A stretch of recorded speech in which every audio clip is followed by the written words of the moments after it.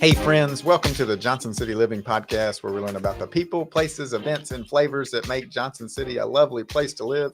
I'm your host, Colin Johnson, with the Colin and Carly Group and Keller Williams Realty. It is a beautiful day here in Johnson City. It is September, and it's a little crisper, a little cooler this morning. You can feel the fall. I saw pumpkin spice stuff happening, so I think fall is officially here. But more importantly than pumpkin spice, I know it's hard to believe, is Bradley and Lora Eshbach are in the studio today. They are the owners of the Generalist store. Thank you guys for coming in and hanging out with me. And so our listeners are going to be super excited to learn about you guys. But I'm going to let you introduce yourselves and just talk a little bit about who you are and how you made Johnson City home. Yeah, as I clear my throat. I'm Bradley Eshbach, my wife Lora Eshbach. We own and operate the Generalist. I like saying we are general store proprietors. Ooh. It's like a fun word. Sundries, novelties, proprietors. It's another one of those general store vernacular. Yeah, I love it. We just opened up today's day 18 in downtown at the corner of Main Street and Roan Street. It's the old Massengills space. I grew up and was raised here and went to ETSU and went to Science Hill and then left and lived in a few places, mainly Chicago. Okay. That's where I met Lora. And we moved here 2 years ago, kind of thinking about opening a business. And the 2-year journey of that is where we find ourselves now. That's awesome. Now, so you grew up here, so you obviously love East Tennessee because you came back. Let's go to Lora. Lora, what do you love about Johnson City now that you've been here a couple of years? Oh man, the people really make it. I think there's something special. I joke around with people here that there's like something in the water in Johnson City in a positive way. Yeah. It's been fun since the stores been opening, getting to know people and how they got here. Yeah. And you find all these small world moments where recently we ran into somebody who came into the store who lived up the street from us in Chicago and ran an art space I really admired up there. That's and cool. We connected, and they were trying to figure out where they were going to land, and they came to Johnson City and they knew the guy who runs Patriot Popcorn. He grew up in the same hometown. There's just all these little things like that, connections that seem to happen.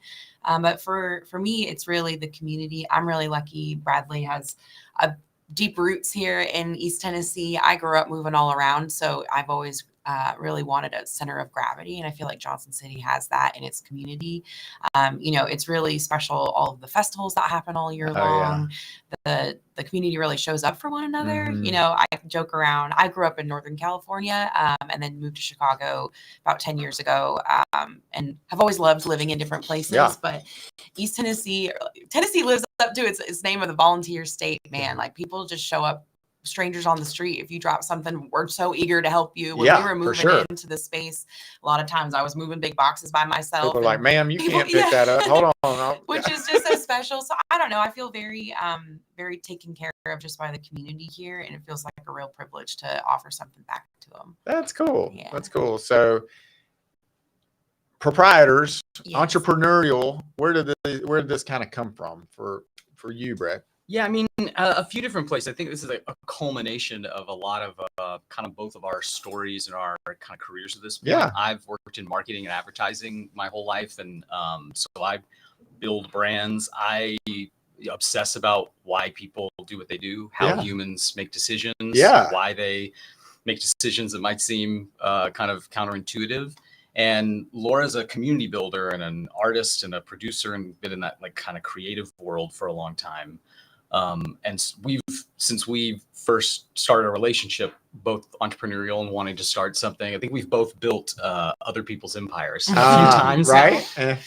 And then with the timing with things like COVID, Lora had a really thriving event and performance space in Chicago that she ran, and that had to be shut down. And so we just kind of found ourselves staring down a new lease in a Chicago winter, and my whole family lived here, so it made a lot of sense for us to come back here, and we kind of settled in with the intention. Like we thought a whole lot about.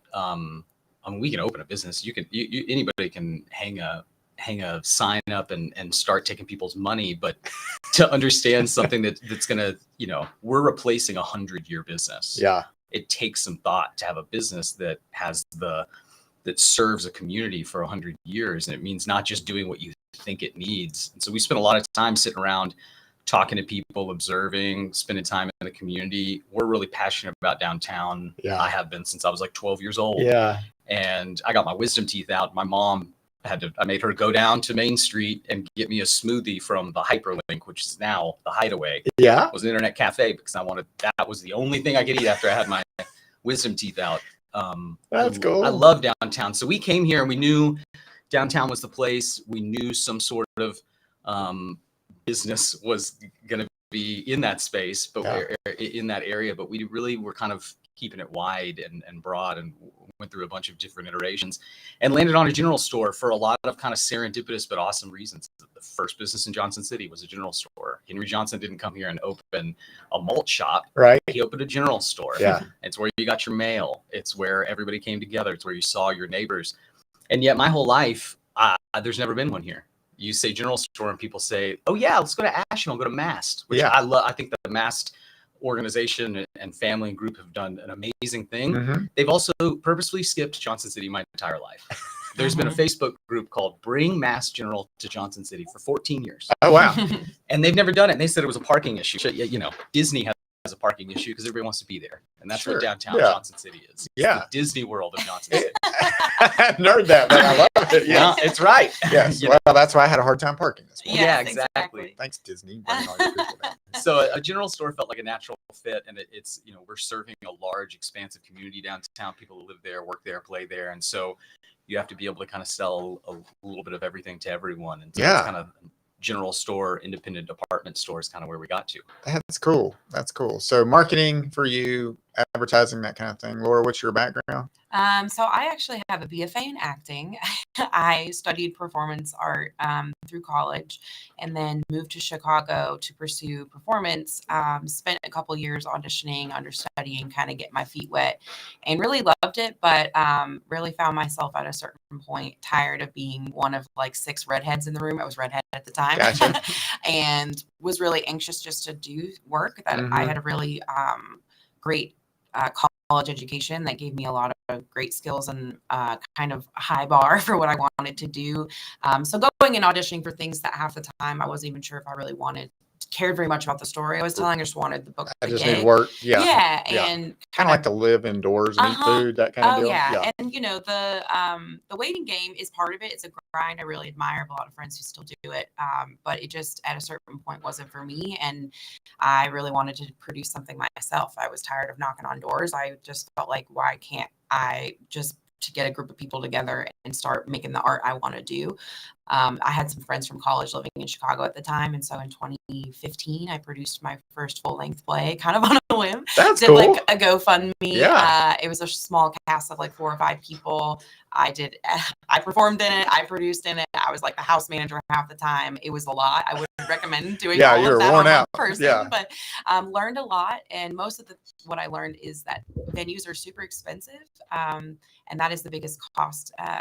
It's prohibitive to performance like that being done. And I had just moved right when I met Bradley into an apartment where I was one of 4 roommates, and it was like almost 3,000 square feet, pretty large duplex where my other 3 roommates were working in the service industry. And so I said, hey, do you mind if I start throwing a variety show on Friday nights once a month? Because y'all are at work. And we basically had the top floor of a 3 flat, which is like a 3-story building in Chicago. And I could throw a show in the top floor because I had no neighbors below me that would complain. So I started throwing a monthly show there, getting folks together, mostly because when I did my full-length play, I learned a lot. I worked a 9 to 5 at the time. I also worked in project management and tech.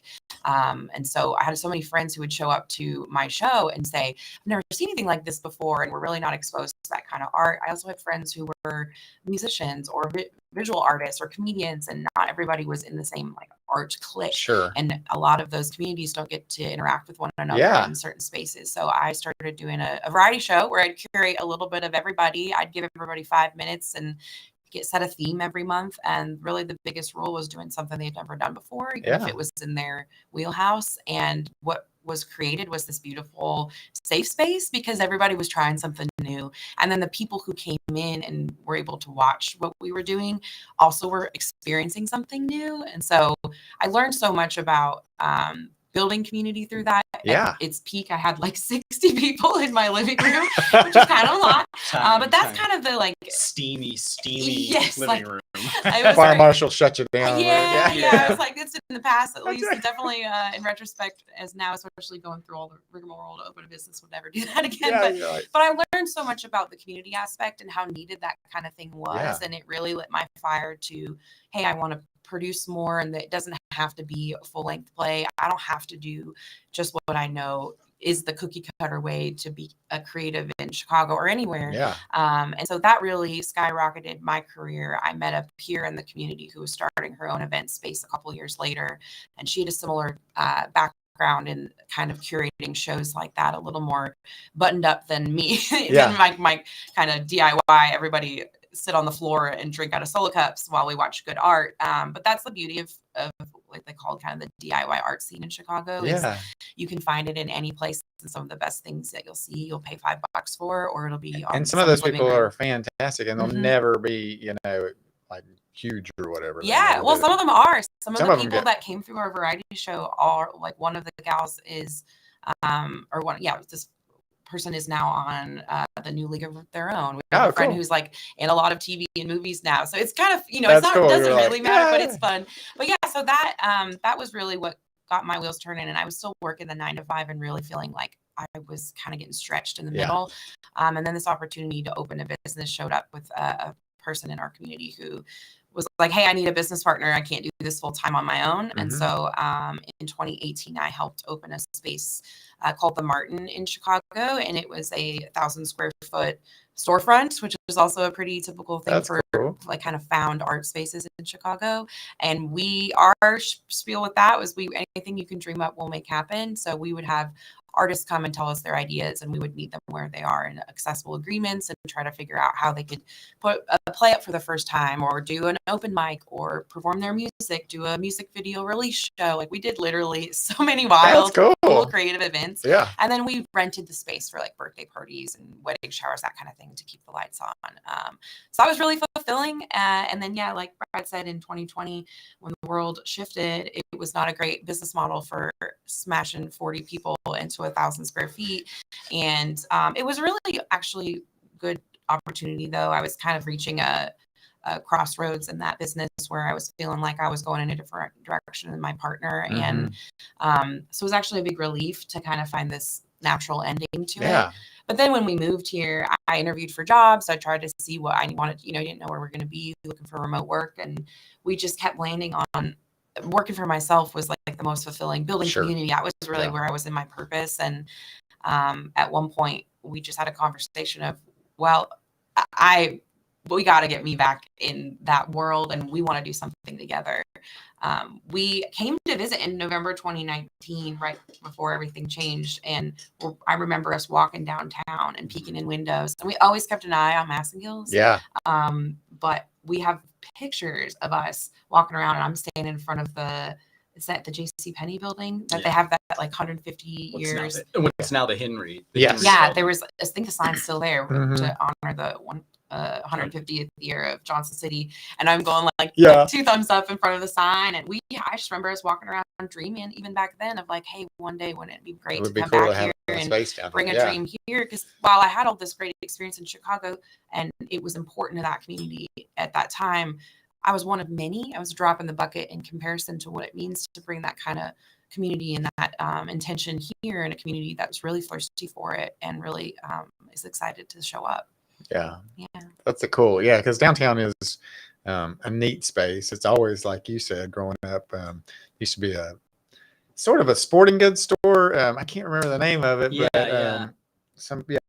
were like, hey, we're going downtown to get a new baseball glove or whatever, because we just didn't have like big box stuff. And then, so now the big box stuff shows up, and I'm that's the place to go to get your tennis racket or whatever. And so it's great that downtown's kind of starting to grow and get more and more great little businesses downtown. And so it's cool to hear your stories and how you came together. How'd you guys meet up and get married? I mean, it's probably another story that could be the 3-year wedding anniversary is actually tomorrow. Oh, congrats! Congratulations. Happy anniversary. Thank you. Yeah, we the short version of it is I was in college at ETSU in 2008. She was in college in California, and I saw a picture that she posted on the social network Tumblr, which is a little I remember dated. Tumblr. Yeah, I saw it, and I sent her an email. Mm-hmm. That's how old this was, and I said, "Hey, that's a cool bike." And looking back, it was like 19-year-old me trying to flirt. Yeah.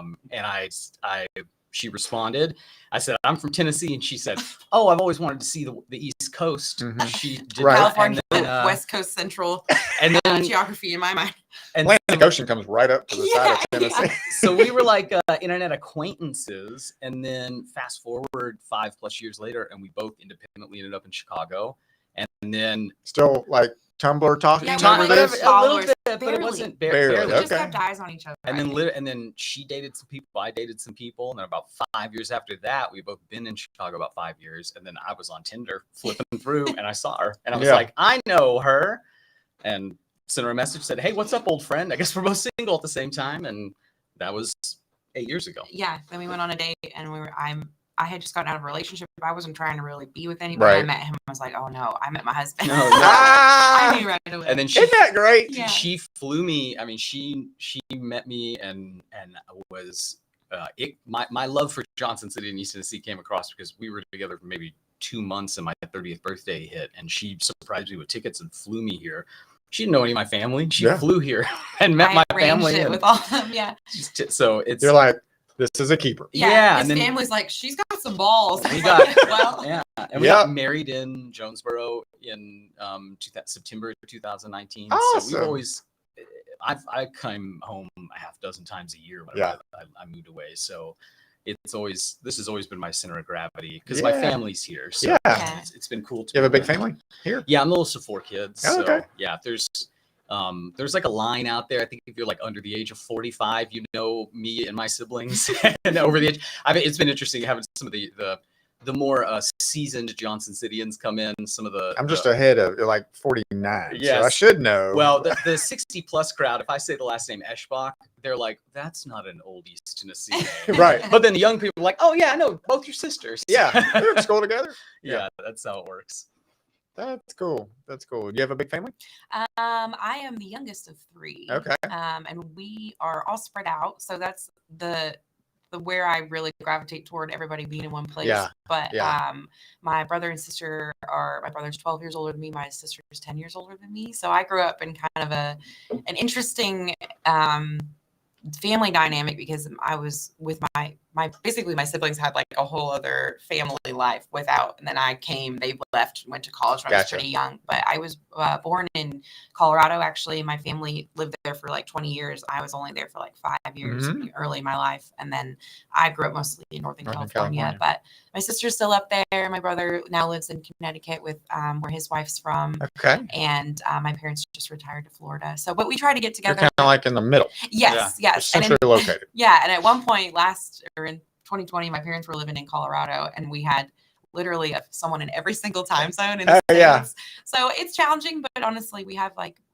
weekly family calls, especially COVID. I think tightened up our priorities on making sure we make time to catch up with one another and stay in touch. Yeah, well, that's a good thing about COVID. Yeah, exactly. And you're here too, I'm here because you're Captain Martin thing going, and you may not be here. So let's talk about, because I've watched one. I got my tuxedo for one of my proms at Massengill's. And used to go in there. It's just one of those cool places. And so sad when it shut down, and watched the whole kind of, it sat in shambles for a while. Yeah. Almost 5 years. Yeah. We would come and visit, and we would look in, and you're like, what is going on? Yeah. There were months and months before we signed the lease and we were thinking about it. I would walk by and I'd take a photo through the window of just all the mess. Yeah. And then I'd go back a month later and see, has anything moved? And it was like a plastic bottle would just be sitting there in the same place. I'm like, oh my God, it's even worse. I feel like it's actually going back in time. Yeah. Actually, the rats are making friends. Somehow. They're having parties in there. Yeah. Yeah. And so it just sat there, and I'm glad someone had the vision to say, okay, we're going to make it something. And so you said maybe it was looking at possibly being a restaurant, and then you guys decided, hey, this is going to be home. And so tell me about, and for our listeners, if they're thinking about renovating a space, how does that all play out? And Yeah. and then I'm sure the timeline's just super fast. Yeah, and I have views on this, Colin. I thought you might. Downtown Johnson City, downtown Johnson City is in this amazing, like, kind of, I think, critical tipping point where if you are, I'll say 45 again, if you're under the age of 45, downtown, your life has been basically on an upswing. Yeah. It has only gotten better with the city investment. We've gone from only bars and a few businesses to a thriving community. Agreed. We've gone from a handful of apartments that were old and dilapidated to some of the best in the city. Yep. All of that has happened. If you're over the age of 45 and you grew up where there were 7 department stores and a train that took you from Jonesboro to downtown to do shopping, it's been on the decline. Yeah.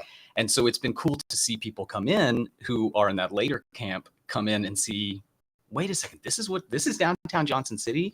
I wish Johnson Cityans treated downtown the way that they treat places they go and visit as a tourist. If you come downtown, you know what, I'm going to spend the afternoon down here. Yeah. And you pop into the coffee shop and then into an art gallery and then into the Generalist to get yourself a beer in between each of those. And then you have yourself a drink. I like that. You look back and you're like, damn, Johnson City's as good as fill in the blank. Yeah. Those moments where those serendipitous kind of towns you found on a road trip and had this great moment, experience your own town as a tourist is really important. That's my first point. The second point is that we have one of the biggest assets that Johnson City has is these old buildings. One of the things that we have is a history that starts in the 1850s. Yeah. We have over decades ripped down a lot of those buildings. The parking lots that are now parking lots used to be glorious hotels, but they're not all ripped down. We've got some really great investment happening at the Henry, and we've got the King building. We've got the Johnson coming. Yeah, exactly. And so that is the thing that is almost frustrating, but I'm kind of using it as a little bit of a bully pulpit right now, is the only reason that Massengills, which is like really that space, is the jewel in the crown of downtown. That building needed millions of dollars of investment. From the day that they closed it as Massengills, it was not to code. Once it was in Massengills, it didn't have sprinklers. It didn't have central heat and air. It had, the floors were 100 years old, but covered in 3 layers of carpet. Like, it needed work. Carpet will hold you up. Exactly. I told us, like, there was the subcontractors we become close friends with have shown us pictures of when they were first ripping things up and how, like, even as they're doing the apartments upstairs, because back in the day they would heat the building with coal. Yeah. There's coal dust everywhere. coating all Isn't that those crazy? floors and stuff. Wow. It's been, what happened was some outside investors, a group of friends that grew up in North Carolina and really had an eye on Johnson City and loved restoring downtown buildings. They found Johnson City and found the building and talked to the Ambers Wilson and did the deal. And they weren't really sure, are we going to put a restaurant, a retail space, all of that? And they're investors. So they buy the building. They think about, is the money there? What, I'm going to get this from the state for a facade grant. I'm going to get this from my investor for this. Try to see if it all financially works. And sometimes they just walk away and then the building's empty. Right. My biggest fear that has kept me up at night is that, like, a Walgreens goes into some of these buildings that a Bank of America comes in and drives the rent up, and then it's not accessible. But the hard truth is, the only reason we locals of Johnson City can take this amazing building and kind of shepherd it into the next 100 years is because some outsiders came in and spent $2 to $3 million. Yeah, crazy. And they had to buy the building too. They had to buy it, and to all in, they had to spend that money. And I know that there are people in Johnson City that care about this stuff and that are spending $200,000 to put a new porch on their house in Boone's Creek. Isn't that crazy? Or are building another lake house. Yeah. And so I'm challenging the people in Johnson City. If you care about this place, then come invest in one of these buildings. I will give you a list of a dozen businesses that will open up in your ground floor the day it's ready. There are entrepreneurs here that have the ideas and have the capital to start the business, but not the capital to restore these buildings. Right. We need that. Yeah. And that'll happen outside. It's I love happening. it. People from New Mexico are buying buildings and restoring them, and that's great. But we're locals building in a local building, filling it with vendors that are local, which means it's not just that dollars recirculating through the community; it is staying here. Yeah. And so that's my pulpit over. But I am dumped it on. I loved it. That was great. It takes, I agree, takes money, 100%. and there is money here. And we got a lot of money, and we got a lot of people moving in from the area who I think love the area, and so they may not be locals forever, like you and me, but they may be like a Lora who moved here, a new local, and they're going to say, hey, we really want to invest down here. Right. We're seeing more of that, I think. And Absolutely. so I love it. If you have an idea and you want to get with Brad, I'm sure he would love to chat more about it. And and then so a friend of ours, Daniel McIntosh, just got a job at the JCDA right across the street from you. Totally. And so he's involved in that with Tish, and we're excited to see what they do for downtown, but probably list of buildings out there if you're interested in investing. And we're you can call me on that one. I can help you find a building. There you go. We're huge fans of the just kind of this new generation of leadership that's coming into the city, from Tish to Kathy Ball, seeing a lot of people that have been there for a long time and did amazing things for the city, but cycle out. And I think that's it's a reinvigoration of just energy that is on all levels, and we're seeing that it is palpable. The difference in our relationship with the city 2 years ago versus now. Okay. I can't explain how different it is. That's cool.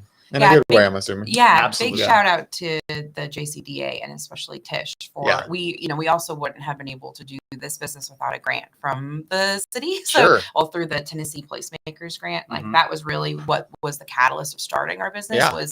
It was at this point in time where I had been interviewing for jobs and, making it to final rounds and not getting it. Brad was working remotely, but we were kind of stuck and not sure what was next. And an opportunity to apply for this grant came up and really formed what is now the Generalist. And there's just no way, even us, we could have probably made it happen, but it certainly is a huge asset. I was talking to somebody who came in to the store sometime last week asking about, how did you make it all happen? I said, find grants. That is, there are all these amazing opportunities. But it is this, there's so much red tape in some of the process, and you got to be able to write the grant and figure out one, you got to find one. And so there's a huge deal. But Tish is very meeting with her, and, we got the grant and she came on afterward, but even talking to her in our first meeting, she was giving us advice on how to find more grants and, always, how do I help you? How do I help you? Do you need me to come ring up somebody running low on staff? Like that energy. That's sweet. Is she's just a giver. Yeah, she's great. So I had to shout her out.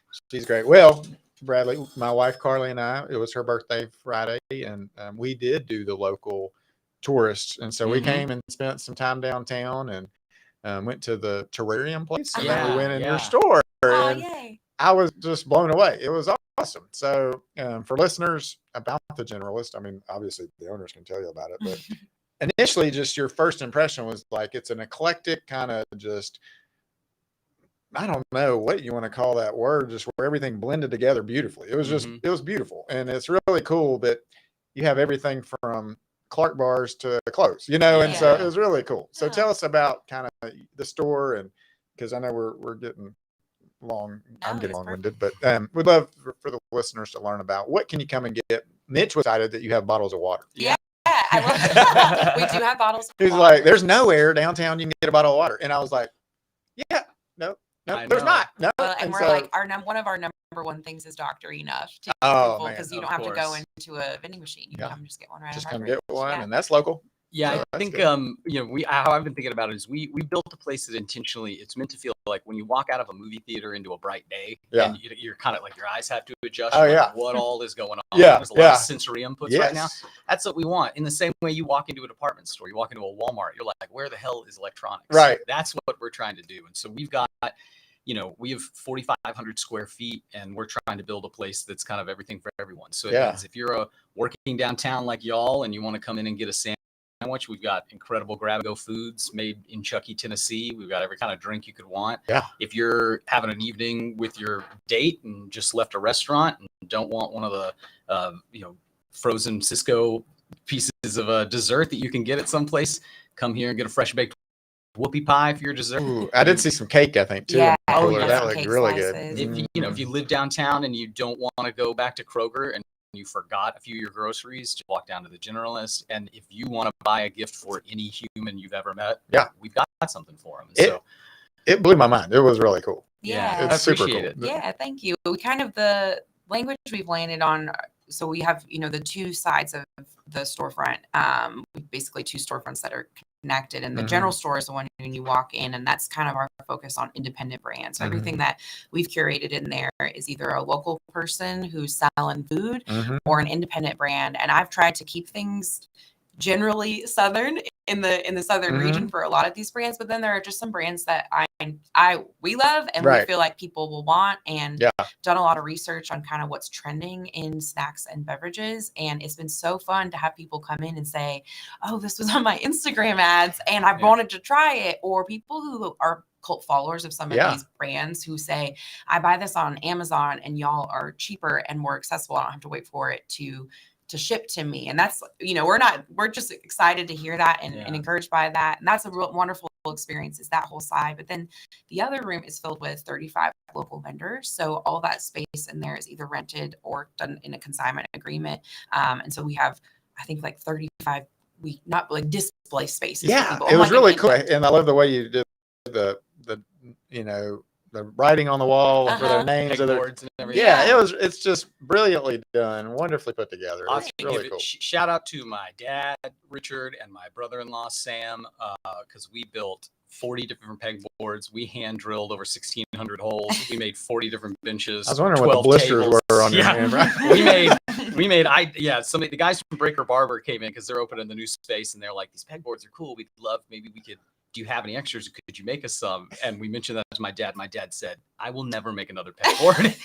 We are done. Yes. Shop is closed. Yes. So, but we wanted to make something that felt permanent and felt new and different. So. Yeah, and it's real special. I have to say that this is the first week we're going to be issuing payment to our vendors. That's cool. And the response, I have like a dashboard, I share all their sales with them, has been incredible. It feels immensely, I don't even have words for it, of how special it feels to not only build a business of our dreams, but to bring other people along along the ride. It's like a multiplier. Right? Yeah, it's like really, we are, we're making money, but they're making money, and good. Like the response has been great for us, but it makes me so happy when people come to the counter to check out and they've got a basket full of stuff from that room of local people. And I get to tell them a little story about every person, and they're handmade. Everything that we focus on for our vendors they're handmade or hand curated. So those people are putting a lot of thought into everything they do. A lot of them were popping up at marketplaces and looking at all their stuff and sitting up for 4 hours, maybe getting rained out, or maybe they make their money back, and that's all. And now getting to provide a space for folks to have permanent space for people to go visit, and then something that can be actually a revenue maker for them. It's just, that's what this is all about, is we've been building this for our future legacy, but also because we believe in the community, and rising tide lifts all boats. And so if we're focused on everybody's success, then we all do better together. I love it. And I can just see it continuing to grow and thrive and do well. And so congratulations, guys. You. I mean, huge accomplishment. I mean, one, just jumping out there and fighting the fear and doing it is awesome. And then to see it come to fruition and see you guys thriving is just exciting. And so we just wish you a ton of luck. And so if you're listening, it's definitely got to be a stop downtown. Don't skip by it. But we've got tons of great things downtown as well. So come as a local tourist and spend the afternoon in downtown, and Brad will take you out and you can have a beer with him. It sounds like. I'll tell you, if you need something to do, come ask us. We'll tell you what to do. And if you need a gift, we got you. And if there's ever anything you don't need, we're real big on, like, if we don't have it, tell us, give us a week, and we'll have it. Got a suggestion box, which has been great. I take a fistful of these like index cards, and when I place my orders every week, I go through them and see what I can find. We've learned fun things, like the parting fun fact: all the bouncers at Newman's drink milk, and that's what they wanted. Drinking milk. The most chocolate, regular, white, all dressed in black, strawberry. Looking like they're in a music video, and they're buying banana bread and milk. It's the most wholesome thing on earth, and that's never judge a book by its cover. Yeah, you're like, these guys will kill me in a heartbeat. No, look, never feel safer than when I'm surrounded by those guys from Newman's and their half gallons of milk. That's awesome. I love it. How can our listeners connect with you guys besides just visiting the store? Number one, come visit the store. Number two, follow us on Instagram, the generalist.store. Our website's the same thing, the generalist.store. Go on there and you can sign up for email updates and stuff. And so we're trying to be real accessible and really, if you have anything you want to talk to us about, you got something you want to sell, come and holler at us. Yeah. Anything else that you wanted to share that I forgot to ask? Or? No, I appreciate. I guess just the last thing is that we spent the last 2 years doing this in isolation. You know, sitting on our couch thinking about this and dreaming about it, freaking ourselves out about it in every direction. And so it's been incredibly fulfilling. And I just want to thank like the community and city of Johnson City for showing up, but also just the positivity that they've shared with us, and so many people just immediately taking this as something that it's part of the community, and people are already like acting. I can already see people like defending it. People already saying, I'm going to do what I have to do, even if it's just to tell people about this so that this sticks around. Yeah. And that feels, as someone who spent 2 years fighting for this place to exist, suddenly this whole army showed up fighting along with us. And that just, another thing that I can't really put into words. Yeah. So, yeah. And the amount of people who have shown up for us for this to happen, from helping us get the build out finished, or the guys working on that building for the last 2 years and are still working on that building, putting their blood, sweat, and tears into it. We have so much gratitude for them and everyone involved. And then we have so many friends, family, strangers who have just stepped up to help us in our like home stretch to open. The night before we opened, we had all these folks show up to help us price things on shelves. And, you know, it just was amazing when we just kind of put out the bat signal, how many people showed up for us. And while Bradley and I did this a lot on our own, we would absolutely not be here without everybody else. So the gratitude is overflowing. And like he said, the people who show up and are interested and are curious, that's the best part too. Following your curiosity. That's what we want. Yeah, I love it. I love it. So you're going to be a better person by coming and hanging out at the Generalist. And that's the hope. So yeah, so come check it out. Thank you guys so much for coming and hanging out with me. I loved getting to know you all, and I just wish you the best. And so thank you so much, and thank you guys for listening. I enjoyed our conversation, and hope you guys did as well. Until next time, I'm Colin Johnson with the Colin and Carly Group and Keller Williams Realty, and I hope you guys have an awesome day, and I will see you at the Generalist store downtown.